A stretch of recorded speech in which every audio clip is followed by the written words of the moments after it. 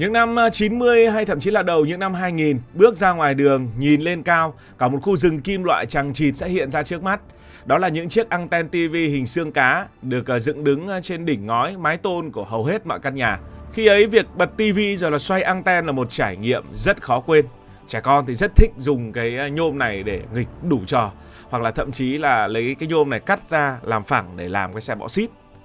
Ngày hôm nay, bầu trời đô thị và các làng quê đã quang đãng hơn. Những dàn anten xương cá cồng kềnh gần như đã biến mất hoàn toàn.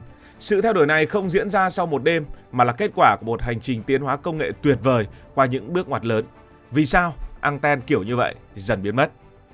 Để hiểu vì sao anten biến mất, trước hết ta cần biết vì sao nó lại tồn tại. Ngày trước TV hoạt động dựa vào sóng vô tuyến gọi là sóng analog. Đài truyền hình sẽ phát tín hiệu này vào không gian từ một cái tháp rất là cao. Sóng sẽ bay vào không khí, chạm vào anten của nhà bạn, rồi đi theo dây dẫn xuống chiếc TV để biến thành hình ảnh và âm thanh. Sóng yếu thì dùng cái khuếch đại. Nhưng sóng analog có một nhược điểm, đó là nó rất yếu và dễ bị tổn thương. Nó đi theo đường thẳng, sóng từ đài phát phóng ra không biết tự uốn cong để tránh chướng ngại vật. Nếu giữa nhà bạn và đài phát có một cái cây to, một bức tường hay là một ngọn đồi, sóng sẽ bị chặn lại hoặc gãy vụn. Thứ hai là nó rất sợ khoảng cách, càng đi xa đài phát, sóng càng yếu. Để hứng được từng chút tín hiệu yếu ớt sót lại trong không khí, chiếc anten buộc phải có kích thước thật lớn. Những thanh nhôm dài ngay ngắn xếp nối tiếp nhau giống hình xương cá chính là chiếc lưới để gom sóng. Tại sao phải trèo lên mái nhà? Đơn giản vì mái nhà là nơi cao nhất, không bị vướng tường nhà hàng xóm.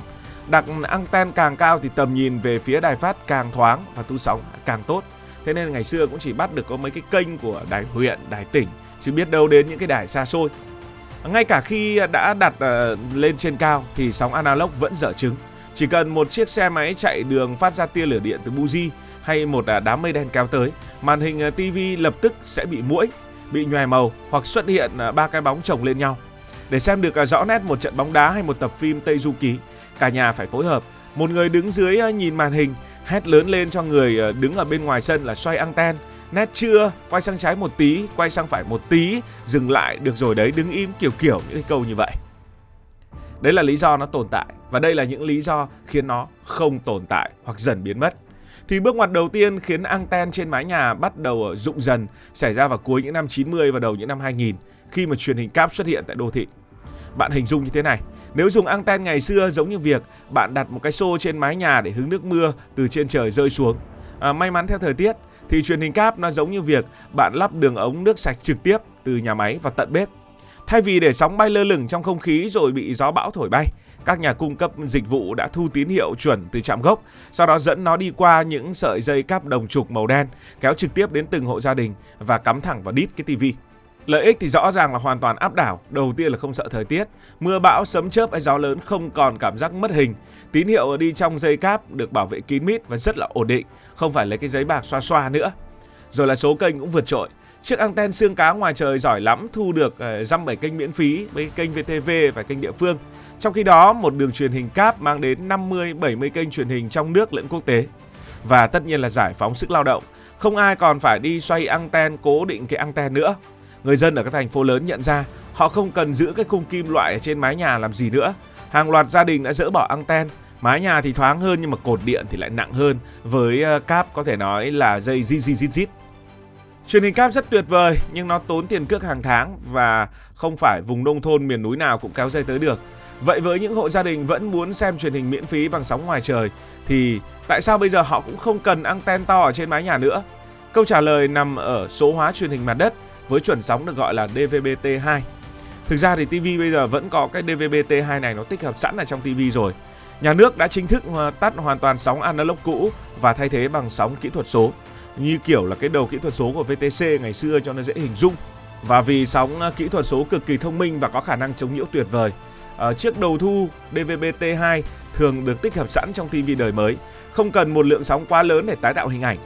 Kết quả là chiếc anten không cần phải to như bộ xương của con cá voi nữa, và để thu được sóng DVB-T2 chỉ cần một chiếc anten nhỏ xíu bằng bàn tay hoặc bằng cuốn sách, đôi khi dùng cái râu anten ngày xưa cũng có thể thu được. Đặt nó ngay trên kệ TV trong phòng khách, dán lên cửa sổ, gắn nhẹ ngoài ban công, tất cả đều xem được hết. Đó là lý do kế tiếp khiến những cái anten xương cá không còn tồn tại nữa. Nhưng đó vẫn chưa phải là lý do lớn nhất. Nếu truyền hình cáp và sóng số DVB-T2 hoặc là chảo vệ tinh là những cú đấm nặng khiến anten xương cá choáng váng, thì Internet cáp quang và Smart TV chính là những cú đánh quyết định đưa anten truyền thống vào bảo tàng. Ngày nay TV trong các gia đình không chỉ còn là một cái hộp nhận tín hiệu truyền hình thuần túy nữa. Ngày xưa mua TV về, cái thao tác đầu tiên là phải dò kênh, nhưng bây giờ nhiều người cũng chẳng quan tâm đến cái việc đấy nữa. Bởi vì tốc độ Internet Việt Nam bây giờ đã tăng quá tốt rồi. Một đường truyền cáp quang gia đình hiện nay có thể tải dữ liệu nhanh gấp hàng nghìn lần so với trước đây. Các dịch vụ truyền hình thì nở rộ rất nhiều nhà mạng, trong đó có FPT, rồi các ứng dụng cũng nở rộ, thay đổi hoàn toàn cách chúng ta xem TV. Thay vì phải dò kênh và phụ thuộc vào giờ phát sóng cố định của đài truyền hình, bây giờ muốn xem gì thì bấm vào cái ứng dụng đó. Xem phim có ứng dụng xem phim, xem thời sự thì xem chỗ nào đó, xem bóng đá xem chỗ nào đó, tất cả đều có ứng dụng. Muốn xem ca nhạc, xem hướng dẫn nấu ăn thì cũng có YouTube ngay trên màn hình TV. Tất cả những nội dung phong phú này đều được truyền tải qua một sợi dây mạng duy nhất hoặc qua sóng Wi-Fi không dây ở trong nhà. Chiếc TV lúc này kết nối với thế giới bằng dữ liệu Internet chứ không hề dùng đến một chút sóng vô tuyến truyền hình nào. Và TV bây giờ phải nói rằng cắm rất ít dây và đít, không như TV ngày xưa mà dùng anten thì cắm chằng cắm chịt. Ngoài các lý do công nghệ ở trên thì còn có hai lý do thực tế khác từ cuộc sống khiến người dân chủ động vứt bỏ anten. Đầu tiên là sự thay đổi của kiến trúc đô thị, cụ thể là nhà cao tầng và chung cư. Ngày xưa ở Hà Nội, ở thành phố Hồ Chí Minh thì nhà cao tầng rất là ít nên dựng anten cũng rất là tiện, dựng ở nhà mặt đất cũng được. Nhưng thử bây giờ tưởng tượng giả sử như là không có cái công nghệ truyền hình hiện đại như bây giờ mà vẫn phải dựng anten thì chắc là nhiều nhà bó tay không xem được TV. Thứ hai, đấy là cái vấn đề an toàn và an ninh. Những cái dàn anten nhôm cồng kềnh nối với những cây cột sắt hay cột tre cao vút trên mái nhà từng là nỗi khiếp sợ mỗi khi mùa mưa bão về. Nguy cơ sét đánh luôn hiện hữu. Một thanh kim loại nhọn hoắt vươn lên trời cao chính là cột thu lôi bất đắc dĩ. Rất nhiều trường hợp TV bị cháy, thậm chí là cháy nhà vì sét đánh trúng cái anten.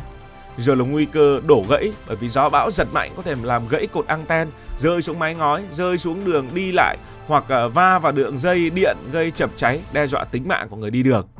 Rồi cái nguy cơ khi mà sửa chữa trèo lên để chỉnh cái nọ làm cái kia cũng đôi khi gây ra không ít những tai nạn thương tâm trong quá khứ. Khi nhận ra những mối nguy hiểm tiềm tàng này, cộng với việc đã có mạng Internet và truyền hình cáp quá tiện lợi, không ai còn dại dột gì giữ lại cái bộ xương cá kim loại trên mái nhà mình, thậm chí chỉ giữ làm kỷ niệm nữa. Các thành phố cũng ban hành những chính sách ngầm hóa cáp viễn thông để bầu trời sạch đẹp và an toàn hơn. Kết quả là trên mái nhà bây giờ người ta chỉ thấy bình nước chứ chẳng thấy anten nữa. Sự biến mất của những chiếc anten TV trên mái nhà là minh chứng rõ ràng nhất cho tốc độ phát triển chóng mặt của công nghệ và đời sống. Từ việc phải đứng trên mái nhà hét xuống hoặc là đứng bên ngoài sân hét vào để căn chỉnh từng ly từng tí tín hiệu mà muỗi thì nó to hơn cả cái hạt gạo trên màn hình TV. Giờ đây chúng ta chỉ cần ngồi trên ghế sofa, cầm cái điều khiển bấm nhẹ một tí, thế là cả thế giới giải trí xuất hiện ngay trước mắt. Những bộ xương cá nhôm trên đỉnh trời giờ đây đã hoàn thành xuất sắc sứ mệnh lịch sử của mình. Thôi lùi về quá khứ là được rồi và nhường chỗ cho một bầu trời quang đãng, an toàn cùng mạng lưới Internet kết nối không giới hạn của thời đại mới. Bạn có kỷ niệm nào về ngày xưa xoay anten hay không? Hãy để lại ý kiến dưới phần bình luận.